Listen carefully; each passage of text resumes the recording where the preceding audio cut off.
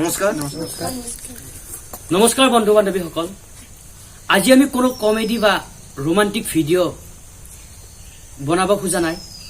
আজি আমি ভিডিঅ' বনাব খুজিছো কেবৰ বিষয়ে। ৰাইজ, বৰ্তমান অসমত কি চলি আছে সেইটো আপোনালোকক নকলে হ'ব। বৰ্তমান অসমত কেৱল ভয়ংকৰ আন্দোলনৰ কথা চলি আছে। আমিতো বেছি নাজানো। আমাৰ মৰমৰ অসমবাসী ৰাইজক আৰু চৰকাৰক হাত জোৰ কৰি অনুৰোধ কৰিছো যে কেব বাতিল কৰিব লাগে। যদি কেব বাতিল নহয় তেতিয়াহ'লে অসমতে অসমীয়াৰ অস্তিত্ব নোহোৱা হ'ব, আৰু আমি সেইটো হ'ব নিবিচাৰো। বুজি পোৱা নাই চৰকাৰক কিহৰ বাবে কেব উলিয়ালে, কিহৰ বাবে? তেওঁলোকে পাহৰি গ'ল নেকি লাচিত বৰফুকনৰ দৰে মহাবীৰক? তেওঁলোকে পাহৰি গ'ল নেকি তেওঁলোকৰ অৱদানবোৰক? আৰু এতিয়া যদি কেব গৃহীত হয়, সেই শ্বহীদসকলক অপমান কৰা যেন নহ'ব জানো? কি প্ৰয়োজন আছে সিহঁতক নাগৰিকত্ব দিবলৈ? কি প্ৰয়োজন? কেইটামান ফটো ৰাখাত সেই বিদেশীবোৰক নাগৰিকত্ব দিব ওলাইছে চৰকাৰে। তেওঁলোকে পাহৰি গ'ল নেকি সেই বীৰসকলৰ অৱদানক? চৰকাৰে কি কৰিম বুলি ভাবি আছে সি চৰকাৰেহে জানে।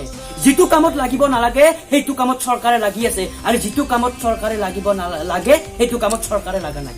এইবোৰ কৰাতকৈ যদি নিবনুৱাসকলৰ সমস্যাবোৰ সমাধান কৰা হলহেঁতেন বহুত ভাল হলহেঁতেন। কিমান লাখ লাখ নিবনুৱা আছে, তেওঁলোকৰ কাৰণে কিবা কৰক চৰকাৰে। কি কেব কি কৰি আছে চৰকাৰে? আৰু যদি চৰকাৰে কেব আনিম বুলি ভাবিছিলে তেতিয়াহ'লে NRCৰ কাম কিয় কৰিছিল? NRCৰ প্ৰয়োজন কি হৈছিল? কিয় NRCৰ কি কাম কৰিছিল? চৰকাৰে কি NRCৰ কাম এইকাৰণে কৰিছিল নেকি যে বাংলাদেশীবোৰক সুৰক্ষা দিব পাৰে তেওঁলোকে? আৰু শ্বহীদসকলৰ কেঁচাদৰৰ কোনো মূল্য নাই চৰকাৰৰ ওচৰত।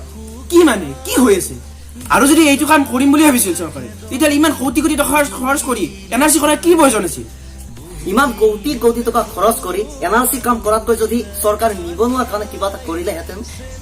চৰকাৰে আমাক কি বুলি ভাবে জনসাধাৰণক? চৰকাৰৰ যিমন যায় কৰি থাকিব আৰু আমি কি চাই ৰাখিম? ৰাইজ, আমি যিকেইটা আছো আমি গোটেইকেইটা ছাত্ৰ ছাত্ৰী, আমি এতিয়া পঢ়ি আছো, আৰু চৰকাৰে এতিয়া এইটো যিটো কাম কৰিবলৈ ওলাইছে নহয়, আমাৰ ভৱিষ্যতবোৰ অন্ধকাৰ হৈ পৰিব। এনে বৰ্তমান লাখ লাখ নিবনুৱা আছে, আৰু তাতে আৰু চৰকাৰে বাহিৰৰ মানুহক নাগৰিকত্ব দিব খুজিছে।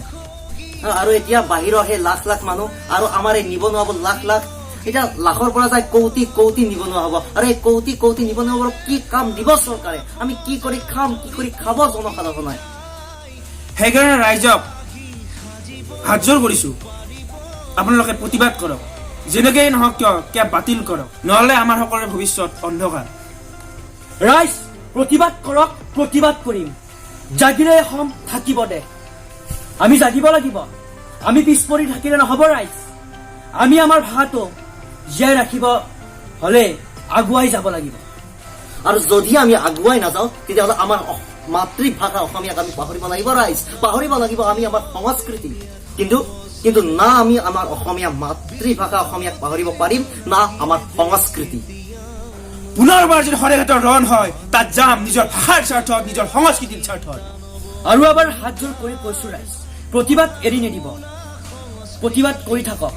আৰু এবাৰ হাত জোৰ কৰি কৈছো ৰাইজ, প্ৰতিবাদ এৰি নিদিব, কৰি থাকক, নহলে কিন্তু নৱপ্ৰজন্মৰ ভৱিষ্যত অন্ধকাৰ। কেব বাতিল কৰিব লাগে, কাৰণ আমি আমাৰ ভৱিষ্যত অন্ধকাৰ হোৱাটো নিবিচাৰো। অসমীয়া ভাষা জীয়াই থাকিব দিয়ক। ভবা নাছিলো এনে এটা দিন আহিব বুলি, য'ত অসমতে অসমীয়াৰ বেয়া দিন আহিব। কি মানে চৰকাৰে আমাক কি বুলি ভাবে? চৰকাৰে যি কাম কৰে হওক বা নহওক আমি তাত সমৰ্থন কৰিব লাগিব নেকি? ফটোৱা পাইছে নেকি আমাক? ফটোৱা নেকি আমি? ইমান সহ্য কৰা নহয়। সকলো আগবাঢ়ি হওক ৰাইজ, আগবাঢ়ি হওক আৰু দেখাই দিয়ক লাচিতৰ দেশৰ নাগৰিক হয় আমি। কথা কওঁ ৰাইজ, হেমদাং লোৱাৰ সময় আহি গ'ল, আৰু হেমদাং নললে আমাৰ মাতৃভূমি পৰাধীন হ'ব, আৰু অসমতে অসমীয়া অস্তিত্ব নাইকিয়া হ'ব। হে অসমীয়া, ওলাই আহা সকলো, যাওঁ বোলা ৰণভূমিলৈ আৰু দেখাই দিওঁ শতৰূপ যে অসমীয়াৰ শক্তি কিমান। ৰাইজ, আমি বহুত নাজানো, কিন্তু কেব যদি গৃহীত হয় তেনেহলে আমাৰ ভৱিষ্যত অন্ধকাৰ হ'ব বুলি ভাবো। চৰকাৰক এটাই অনুৰোধ জনাওঁ, কেব যাতে বাতিল কৰে। এনে আমাৰ অসমত লাখ লাখ নিবনুৱা, আৰু যদি বাহিৰৰ পৰা মানুহ আহে, কোনে কি কৰি খাব আৰু কি কৰি খাম আমি আমাৰ মনৰ ভাৱখিনিহে প্ৰকাশ কৰিছো আপোনালোকৰ লগত। যদি কিবা ভুল হৈছে ক্ষমা কৰিব ৰাইজ। আমি বেলেগ ভিডিঅ'ৰ দৰে আপোনালোকক এই ভিডিঅ'টোত লাইক, ছাবস্ক্ৰাইব কৰিব নকওঁ, কিন্তু আপোনালোকক এটাই অনুৰোধ জনাওঁ, এই ভিডিঅ'টো যিমান পাৰে শ্বেয়াৰ কৰক। জয় আই অসম, জয় আই অসম, জয় আই অসম, জয় আই অসম, জয় আই অসম, জয় আই অসম কৈ মাথো চিঞৰিলে পাৰিবা জানো দেশ জিনিবলৈ, মাথো চিঞৰিলে পাৰিবা জানো দেশ জিনিবলৈ।